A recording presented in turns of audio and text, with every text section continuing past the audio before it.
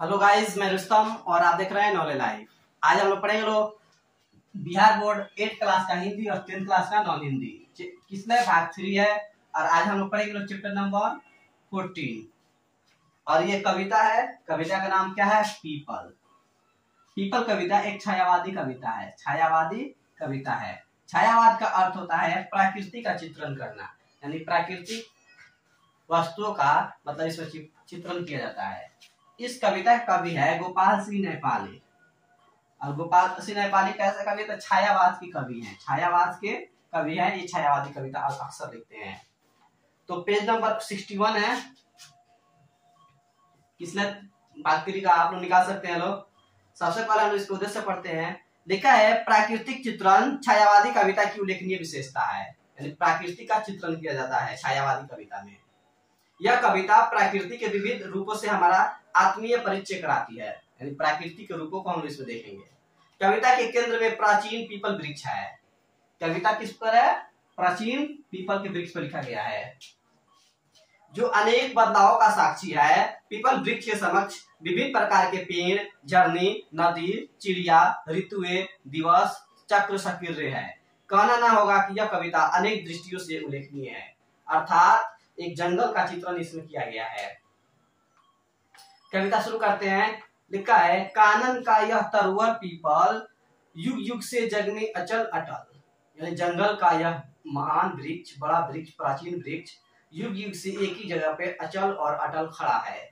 ऊपर विस्तृत नवनील नील, नीचे वसदा में नदी, झील, जामुन, तमाल, इमली, करेल, यानी कि पीपल के ऊपर नीला आसमान है, तो उसी के नीचे धरती पर नदी बह रही है, झील है, झरने बह रहे हैं, जिसके किनारे जामुन के, तमाल के, इमली के, करील के सारे पेड़ पौधे लगे हैं। जल से ऊपर उड़ता मृणाल, फुनगी पर खिलता कमल लाल, तीर तीर करते किरणा लाल, यानी कि जल के ऊपर कमल खिलता है, फूल खिलता है, जिसके ऊपर भौरे मंडराते हैं, उसमें हंस घूमते हैं, सभी मौज मस्ती करते हैं। ऊंचे टीला से वसुधा पर झरती है, निर्झरी झरझर हो जाती बूंद बूंद झरकर, यानी कि पहाड़ पर से झरना बहते हुए नदी में आकर विलीन हो जाती है। निर्झर के पास खड़ा पीपल सुनता रहता कल कल छल छल, पल्लव हिलते ढल ढल ढल ढल, पीपल के पत्ते गोल गोल कुछ कहते रहते डोल डोल, यानी उसी झरना के किनारे पीपल का वृक्ष खड़ा है, जो पल्लों के यानी कि बड़े बड़े पत्तों की आवाजें सुनते रहता है। और इस पीपल के पत्ते गोल गोल हैं, जो रहरा कर डोलते हैं और हमें कुछ संदेश सुनाने की कोशिश करते हैं। जब जब आता पंछी तरु पर, जब जब आता पंछी उड़कर, जब जब खाता फल चुन चुन कर, यानी कि बहुत सारे चिड़िया पंछी उड़कर आते, पेड़ पर बैठते, इसके छोटे छोटे पके हुए फलों को खाते और खाकर उड़ जाते। पड़ती जब पावस की फुहार, बजते जब पंछी के सितार, बहने लगती शीतल बहार, यानी कि बिहार यानी होता है हवा।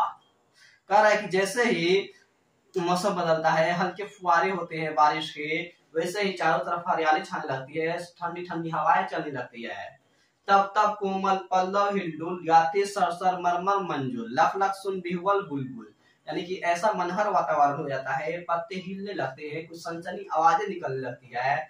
इस आवाज को सुनकर के बुलबुल पंछी जो होती है गाने लगती है।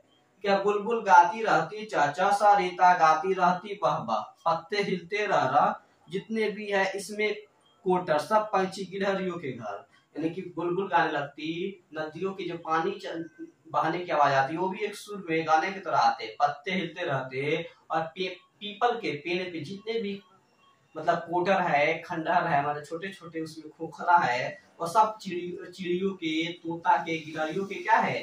घर हैं। संध्या को जब अब दिन जाता ढल, सूरज चलते हैं अस्ताचल कर में समेट किरणें उज्ज्वल, शाम हो जाती है, सूरज अपने किरणों को समेट करके डूब जाता है, तब हो जाता है सुनसान, लोग चल पड़ते घर को चीड़ कोक अंधियारे संध्या को भी लोग, यानी जितने भी पंछी होते हैं वो सब गायब हो जाते हैं, लोग अपने अपने घरों की तरफ चले जाते हैं, चारों तरफ शाम में रात में सुनसान हो जाता है। घर घर में आती नींद उतर, यानी सभी लोग गहरी निद्रा में सो जाते हैं। निंद्रा में ही होता प्रभात, कट जाती है इस तरह रात, फिर वही बात रे वही बात।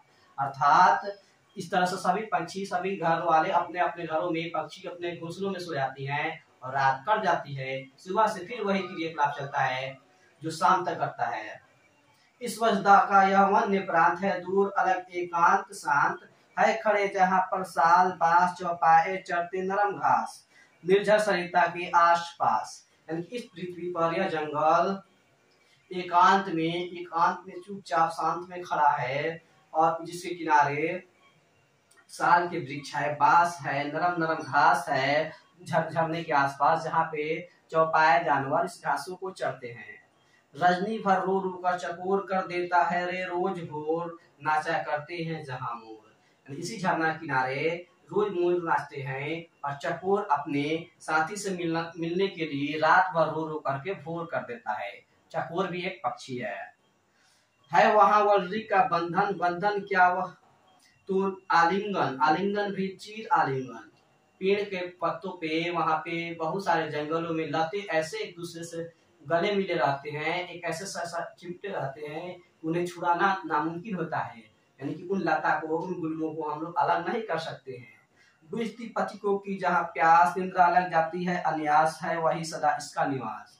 यानी कि वहीं से एक रास्ता गुजरता है, राही आते हैं, नदी से पानी पीते हैं और पीपल के वृक्ष के नीचे आराम करते हैं, फिर अपने रास्ते को चले जाते हैं। और ये कविता ये समाप्त हुआ। इसके कवि हैं गोपाल सिंह नेपाली। शब्दार्थ है, कानन का अर्थ होता है जंगल, वसुधा अर्थात पृथ्वी, तमाल यानी एक सदाबहार पेड़ है, कटिल यानी कांटेदार झाड़ी, मृणाल यानी कमल की कोमल डंठल, मृणाल यानी हंस, पावस यानी वर्षा, मंजूल यानी सुंदर मनोहर, बीवल यानी व्याघ्र, बिलोक यानी देखना, निर्झर यानी झरना, निर्झर यानी नदी, सरिता तालाब, रजनी यानी रात, वल्री यानी कि लता, अस्ताचल यानी कि सूर्य अस्त, यानी जब शाम में सूर्य डूबता है तब। दोस्तों ये वीडियो आपको कैसा लगा कमेंट सेक्शन में जरूर बताएं, और भी वीडियो पाने के लिए हमारे चैनल को सब्सक्राइब करें और अपने दोस्तों में शेयर करें।